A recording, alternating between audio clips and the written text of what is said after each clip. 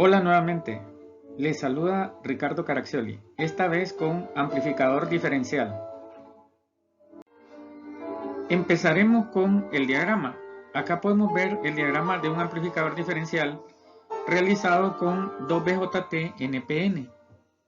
Y podemos ver que este está constituido por un voltaje de alimentación positivo, un voltaje de alimentación negativo, o sea, en este caso con fuente simétrica, dos voltajes de entrada que van a las bases VI1 y VI2 y dos voltajes de salida que van a los colectores VO1 y VO2. También podemos notar que hay dos resistencias de colector y una resistencia de emisor en la cual se unen los dos emisores de los transistores.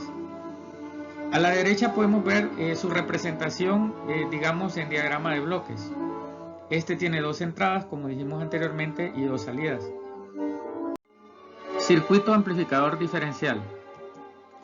El circuito amplificador diferencial es una conexión de muy grande aceptación y uso en unidades de circuitos integrados. Es más, en mi experiencia como electrónico, nunca he visto un amplificador diferencial aislado o hecho con transistores en una tarjeta electrónica. Siempre he notado cuando busco las hojas de datos de los circuitos integrados que se usa mucho en el diseño interno de un circuito integrado. Esta conexión se puede escribir considerando el amplificador diferencial básico, que es el que vimos en la diapositiva anterior. Observe que el circuito cuenta con dos entradas y dos salidas distintas y que los emisores están conectados entre sí.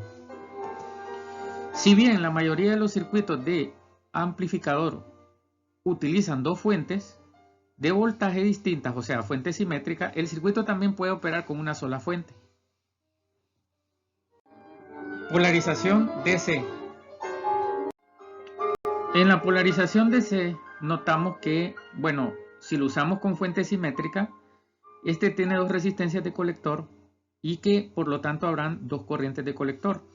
En DC las bases de los transistores, ya que hay dos entradas y vamos a aplicar el teorema de superposición, las bases se irían a tierra aplicando el teorema de superposición, ¿no? En este caso, o sea que en la base 1 y la base 2 de los transistores iría conectada a tierra, ya que solo estamos analizando para la fuente de alimentación.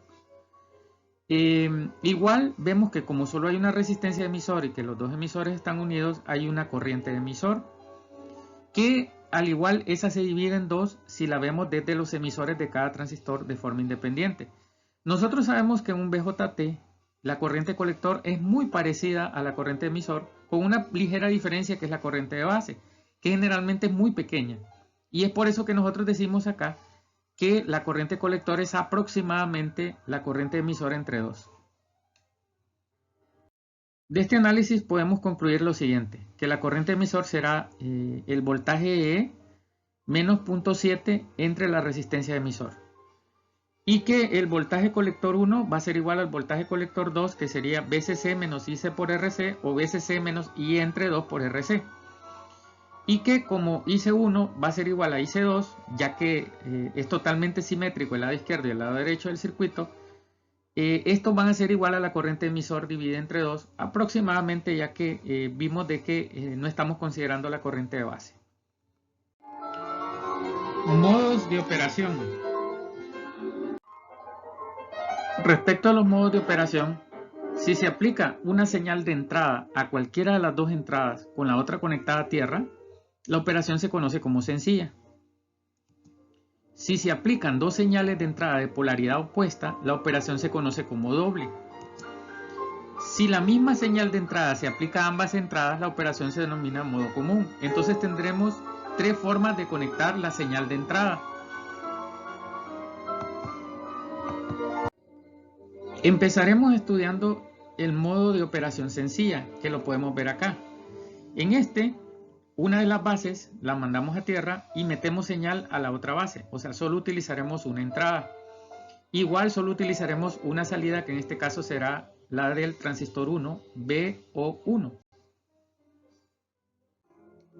Aplicando a esta forma de conexión el modelo híbrido del transistor, obtendremos el siguiente circuito. Si nosotros desarrollamos nuestra ganancia de voltaje para una de las salidas, uno de los colectores, que sería VO1, entre una de las entradas que es BI1, ya que la otra, como podemos ver acá, va a tierra, entonces, después del análisis obtendremos las siguientes conclusiones. La ganancia de voltaje para el amplificador diferencial en modo sencillo será igual a RC entre 2 veces R minúscula. No debemos confundir R minúscula con R mayúscula. R mayúscula nosotros ya vimos que es la resistencia de emisor en la configuración, mientras que R minúscula la podemos calcular a partir de BT entre IEQ, ¿verdad? También sabemos que HIE, que es otro parámetro muy utilizado, es beta veces R minúscula. En este libro también a este HIE le llama RI, ¿verdad? O sea, HIE es igual a RI. El libro que estoy usando es el libro de Robert Boylestad, ¿verdad? Entonces, esta R es a la que me refiero, donde BT es una constante, ¿no? Que ya sabemos que es aproximadamente 26 milivoltios. Entonces, hay que hacer previamente el análisis DC para poder encontrar la ganancia de voltaje de este amplificador. Modo de operación diferencial. Aquí ya podemos ver el modo de operación diferencial. En este pondremos dos señales, pero una está desfasada a 180 grados. O sea, si este es BA, digamos, esta sería BA ángulo 180, ¿no? Porque una está invertida fasorialmente con respecto a la otra, para poder poner el amplificador en este modo. Acá podemos ver ya incrustando el modelo híbrido del BJT en este análisis. Y aquí ya podemos ver las dos señales. Y de lo cual podemos concluir que en modo diferencial la ganancia de voltaje diferencial, que aquí la denotamos con la letra A sub D, va a ser igual a RC entre R minúscula. Igual, R minúscula es BT entre IEQ, ¿no? Modo de operación común. En este pues unimos las dos bases, o sea, ponemos la misma señal a ambas entradas y veremos cómo se comportan. Aplicando el modelo híbrido pues nos quedará así, y si hacemos el análisis del voltaje de salida entre el voltaje de entrada, llegaremos a la siguiente conclusión: que la ganancia del amplificador diferencial en modo común es igual a beta veces RC dividido entre RI más 2 beta más 1 veces RE, donde RI es el mismo HIE. RI es la resistencia de entrada, nosotros lo hemos llamado HIE, ¿verdad? Que esto es aproximadamente beta veces R minúscula, si tenemos R minúscula, donde R minúscula recordemos que es BT entre IEQ, que IEQ es un parámetro que lo podemos encontrar en el análisis DC. Entonces eso será nuestra ganancia en modo común. Uso de una fuente de corriente constante. Bien, hasta lo que hemos visto ahorita, el amplificador diferencial es el mismo, pero aplicamos tres modos de operación. ¿Qué significa que es el mismo? Que no cambiamos la configuración, lo que cambiamos fue cómo inyectamos las entradas y cómo obtuvimos las salidas y la manera de encontrar la ganancia de voltaje en cada caso. Sabiendo esto, podemos proseguir. Un buen amplificador diferencial tiene una ganancia diferencial muy grande AD, la cual es mucho mayor que la ganancia en modo común AC.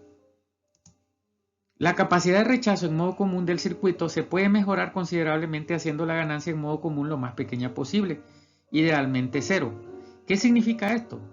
Que en un buen amplificador diferencial o un amplificador diferencial perfecto, la ganancia en modo común debería ser cero, lo cual es imposible en la realidad, pero se trata de llegar a ello.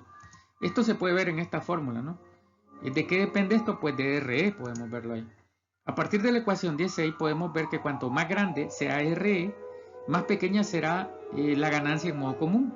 Un método popular de incrementar el valor de corriente alterna modificando RE es utilizar un circuito que sea una fuente de corriente constante. O sea, en vez de cambiar el valor de RE, porque esto cambiaría la polarización y nos afectaría el circuito, es poner una fuente de corriente constante en vez de RE.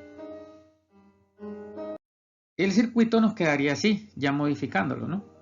El mismo amplificador diferencial, pero en vez de RE, una fuente de corriente constante hecha con un BJT, la resistencia R1, R2 y R3 que podemos ver ahí. Esto ya quedaría como equivalente al lado derecho para análisis. Quedaría así en AC, ¿verdad? Cortocircuitando las fuentes de alimentación, aplicando el teorema de superposición en AC, quedaría así, ¿verdad? Visto como un análisis, repito, utilizando el teorema de superposición. La figura 1020 muestra un amplificador diferencial con una fuente de corriente constante que produce un gran valor de resistencia del emisor en común a tierra de Ca. La mejora más importante de este circuito sobre el original, que era la figura 10.9, que era el original en este libro, en el que no había una fuente de corriente, solo estaba la resistencia del emisor, es la impedancia mucho más grande para RE obtenida con la fuente de corriente constante. La figura 1021, que es la que está a la derecha, que ya había hablado en la diapositiva anterior, muestra el circuito equivalente de Ca para el circuito de la figura 1020. Una fuente de corriente constante práctica aparece como una alta impedancia en paralelo con una corriente constante. Relación de rechazo en modo común.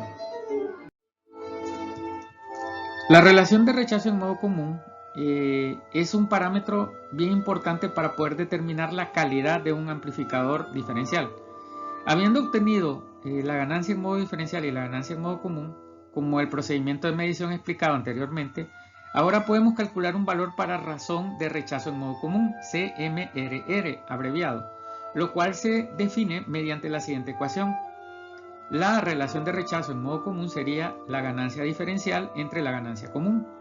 El valor de la CMRR también se puede expresar en términos logarítmicos como 20 logaritmo en base 10 de la ganancia en modo diferencial entre la ganancia en modo común, y esto tendrá unidades de decibelios.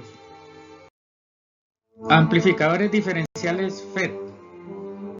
También se pueden crear amplificadores diferenciales utilizando FET o mezclas de FET con BJT, o como en la derecha podemos verlo con MOSFET y fuentes de corriente. Obviamente son fuentes dependientes de corriente generadas a partir de transistores u otros dispositivos.